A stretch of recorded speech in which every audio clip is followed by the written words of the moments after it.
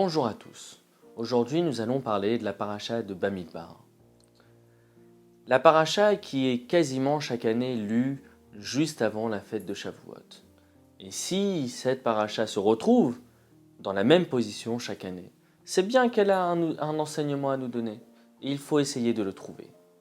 Le premier commandement qu'on trouve dans cette paracha, c'est celui qui est donné à Moshe et à Aaron de compter le peuple juif.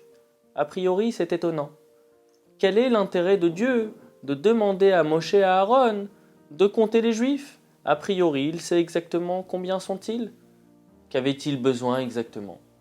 On explique que c'est une preuve d'amour. Hachem veut compter les Juifs, une manière de montrer qu'il aime les Juifs. Mais en fait, cette réponse ne nous plaît pas réellement quand on regarde la manière dont le compte a été effectué. Hachem a dit à Moshe et Aaron de demander aux Juifs que chacun passe déposer une pièce et on comptera les pièces et de cette manière on aura un compte exact à la fin. Mais est-ce que réellement c'est une preuve d'amour de compter les gens de cette manière? Au contraire, on les déshumanise entièrement. On ne compte plus des gens mais des pièces. En fait, il faut comprendre que bien au contraire.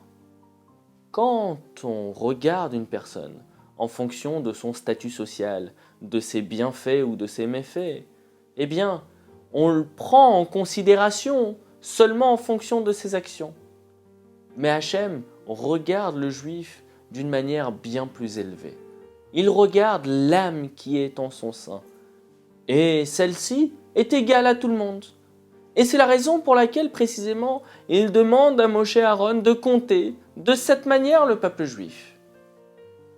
Et oui, même si Hachem sait exactement combien il y a de juifs, le fait de demander à chaque juif de venir déposer une pièce, et donc de regarder automatiquement chaque juif, eh bien, il éveille à ce moment-là l'âme du juif.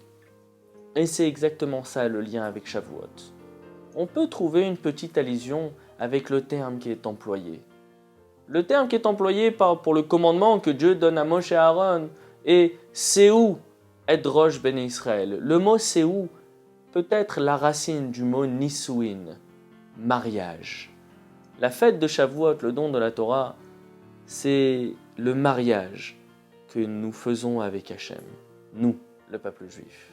Et avant ce mariage, cette acceptation et le don de la Torah que nous allons vivre, eh bien, Hachem cherche à nous éveiller. Éveiller chacun de nous pour que nous puissions accueillir la Torah et se préparer à le faire de manière adéquate et parfaite.